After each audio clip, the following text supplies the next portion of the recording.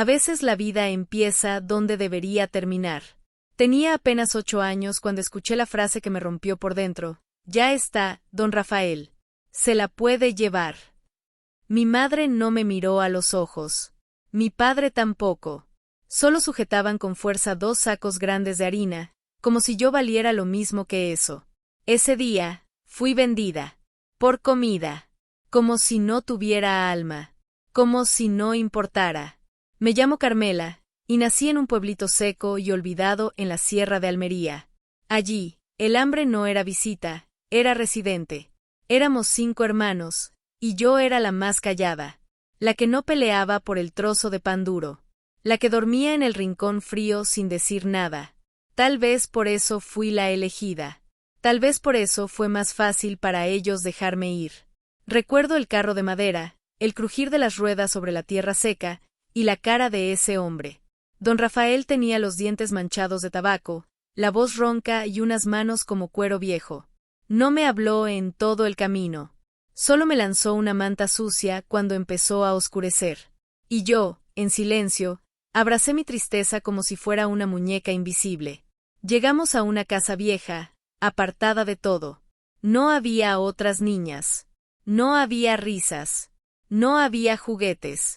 Solo gallinas sueltas, un olor fuerte a estiércol y un silencio que dolía más que un grito. Esa noche dormí en el suelo de la cocina. Y así comenzó mi nueva vida, una vida donde no era hija, ni persona. Solo era la chiquilla que ayuda, la que limpia, la que no habla. Durante semanas nadie me llamó por mi nombre. Y empecé a olvidar cómo sonaba Carmela. A olvidar el sonido de mi propia voz. Mis días eran lavar, fregar, cargar cubos de agua y recibir órdenes secas. Mis pies estaban llenos de heridas. Mis manos, agrietadas por el frío y el jabón. Y cada vez que quería preguntar por qué, recordaba la harina. 2 sacos. Eso era yo. Pero incluso allí, en esa soledad infinita, empecé a guardar dentro de mí una chispa. Un recuerdo. El olor del cabello de mi abuela, que una vez me abrazó y me dijo que yo era luz. Guardé esa memoria como quien guarda una vela encendida en medio del viento. Porque si se apagaba, entonces ya no era nadie. Pasaron los días, y luego las semanas. El tiempo en esa casa parecía no avanzar, como si todo estuviera suspendido en una tristeza silenciosa. Yo aprendía a hacer las cosas antes de que me las pidieran. Si don Rafael se levantaba a las 6, yo ya tenía el fuego encendido a las 5:30. Si doña Teresa quería pan, yo ya lo estaba amasando sin que ella dijera una sola palabra. No porque me lo agradecieran, sino porque entendí rápido que, cuanto menos molestara, menos golpes recibía. Recuerdo una vez que rompí sin querer una taza. Me puse tan nerviosa que mis manos temblaban. Doña Teresa me agarró del brazo y me arrastró hasta el granero.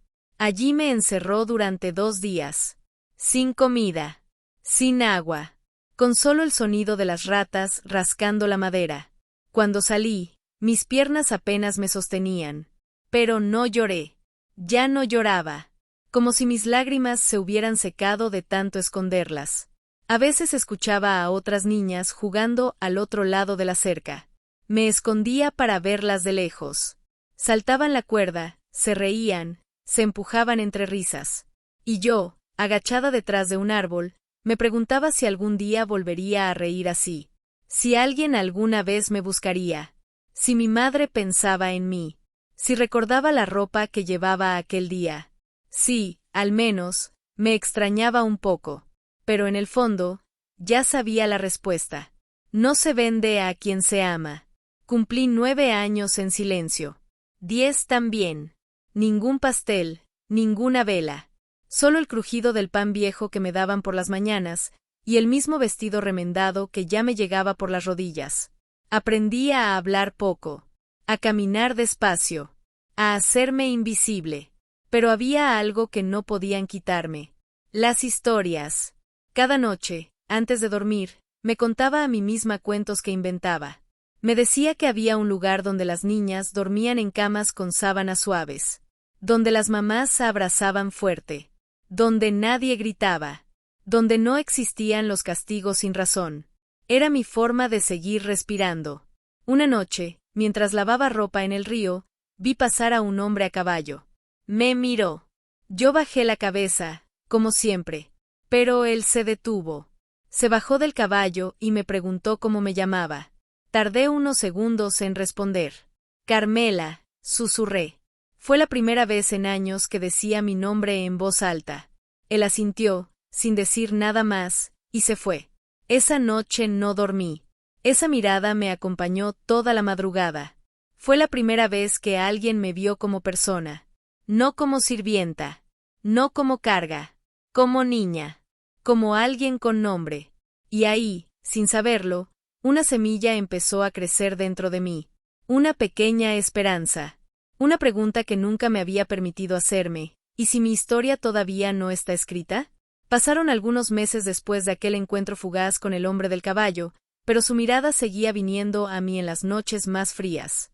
A veces cerraba los ojos y me imaginaba que regresaba, que me preguntaba cómo estaba, que me decía que todo iba a estar bien. Nunca ocurrió, claro, pero esas fantasías me sostenían cuando el cansancio pesaba más que mi propio cuerpo. Fue en una de esas tardes grises, cuando yo ya tenía 11 años, que algo dentro de mí cambió. Doña Teresa me gritó porque el arroz se le pasó de punto. No me defendí, como siempre.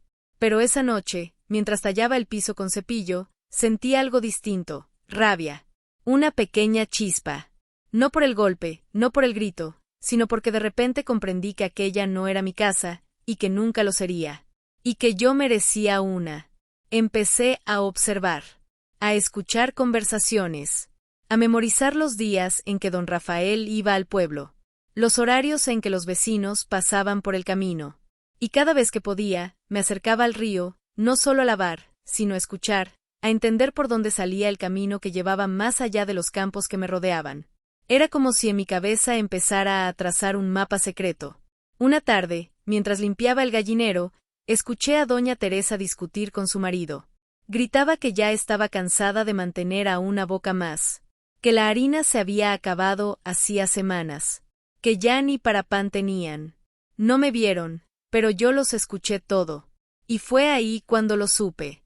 No me querían. Nunca me quisieron. Ya no era útil. Y tal vez, solo tal vez, eso era una oportunidad. Esa noche no dormí. Me quedé despierta, en silencio, con la manta hasta la nariz, mirando la sombra de la luna colarse por las rendijas de la ventana. A las 3 de la mañana, cuando escuché los ronquidos de ambos, me levanté. No tenía nada, salvo una bolsa pequeña donde escondí un poco de pan duro y una foto que había encontrado años atrás, en un cajón de la casa, una niña riendo, que no era yo, pero que quise imaginar como si fuera. Abrí la puerta sin hacer ruido. El viento de la madrugada me pegó en la cara como si quisiera probar mi decisión. Pero no retrocedí. Caminé descalza, evitando las ramas, los perros, los ruidos. Solo pensaba en una palabra, libertad. No sabía hacia dónde iba. Solo que no podía quedarme. Que si me quedaba, esa Carmela que había pronunciado su nombre en el río iba a desaparecer para siempre. Caminé por horas sin mirar atrás. La luna fue mi linterna, el silencio mi única compañía. Mis pies sangraban, pero no paraba. Me escondía cada vez que escuchaba algún carro o animal. No sabía a dónde iba, pero sabía a dónde no quería volver jamás. Al amanecer, vi a lo lejos una pequeña ermita junto a un camino de tierra. Me acerqué, con el corazón golpeando fuerte dentro del pecho. Y allí, sentada en la entrada, una mujer mayor regaba unas plantas en macetas viejas. Me miró sin asombro, como si ya supiera que yo llegaría. ¿Tienes hambre?, me preguntó. Asentí con los ojos llenos de lágrimas contenidas. Me hizo pasar. Me sentó en una silla de madera y me dio un plato de sopa caliente. Aquel primer bocado fue como si tragara el mundo entero. No solo comida. Tragaba el miedo, la tristeza, la soledad. Lloré en silencio, con la cuchara en la mano, como si mi alma supiera que estaba a salvo, al menos por un momento. La mujer se llamaba Clara. Vivía sola, sin hijos, sin esposo, con una calma que yo nunca había conocido. No me hizo preguntas el primer día, ni el segundo. Solo me dejaba dormir, comer, ayudarla en lo que podía. Me enseñó a coser, a plantar, a leer mejor. Y poco a poco, con el paso de los meses, comenzó a preguntarme de a poco por mi historia. No la conté toda, solo lo necesario. Pero ella no necesitaba muchos detalles. Me miraba a los ojos y entendía todo. Un día me dijo algo que nunca olvidé. A veces la familia no es la que te da la vida, sino la que te salva de ella. Y entonces supe que yo había sido salvada, que el universo, Dios, o lo que fuera que allá arriba existiera, me había tendido una mano en forma de mujer anciana con ojos dulces y manos firmes. Clara me inscribió en la escuela del pueblo. Me acompañó el primer día, como si fuera mi madre. Cuando los niños preguntaban quién era, ella decía, mi nieta del corazón. Nadie se reía. Nadie preguntaba más. Y por primera vez, sentí lo que era pertenecer. Durante los años que viví con ella, aprendí que el dolor no desaparece, pero se transforma. Que la herida no se borra, pero se vuelve cicatriz. Y las cicatrices, me decía Clara, son la prueba de que sobrevivimos. Tenía ya 15 años cuando Clara enfermó. Su cuerpo se apagaba como una vela vieja. Me pidió que no la llorara, que la recordara fuerte, regando sus plantas y dándome sopa caliente. Tú eres mi mayor historia, me dijo la última vez que me tomó la mano. Y cuando la enterramos, bajo un árbol en el mismo jardín donde me había dado refugio, supe que mi historia no había terminado. Solo estaba empezando. Después de la muerte de Clara, pasé semanas sintiéndome otra vez sola, como aquella niña de 8 años que fue vendida por 2 sacos de harina. Pero esta vez era diferente, porque dentro de mí llevaba su voz, sus abrazos, su fe en mí. Y esa voz fue la que me empujó a seguir. Me quedé en la casa. La cuidé como ella lo hacía. Planté nuevas flores. Pinté la cerca. Conservé sus libros, su taza favorita, su silla en la que se sentaba a tejer.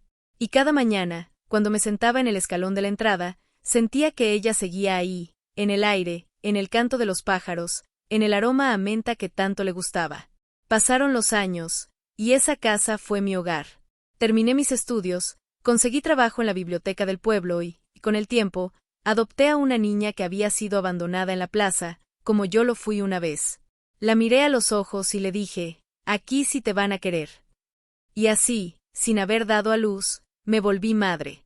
Como Clara lo fue para mí.